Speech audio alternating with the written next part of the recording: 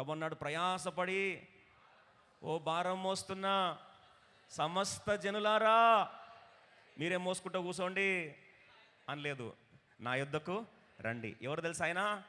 ఆలోచనకర్త, ఆశ్చర్యకరుడు, సమాధాన అధిపతి, నిత్యుడగు తండ్రి. ఆయన భుజముల మీద రాజ్య భారము ఉండును. ప్రభుత్వాల భారం, నీ భవిష్యత్తు భారం, దేశ భారం, మోయాల్సిన భారం ఎవరిది? ఆ యేసు ప్రభుది. ఈరోజు పాపం ఆలోచించుచుండగా ఇవన్నీ పాపం చాలామంది ఆలోచించి ఇట్లా వేడైపోయిండొచ్చు పాపం కదండి. ఇంత ఏసీలో కూర్చొని కూడా వేడిగా ఉండొచ్చు పాపం. ఏం చేయాలండి, బుర్ర వేడికిపోయిందండి, పొగలు వస్తున్నాయండి అని. ఈరోజు ఎంత ఆలోచించిన ఒకటే మాట చెప్తాను, నీ భారం ఎవరి మీద వేయాలి?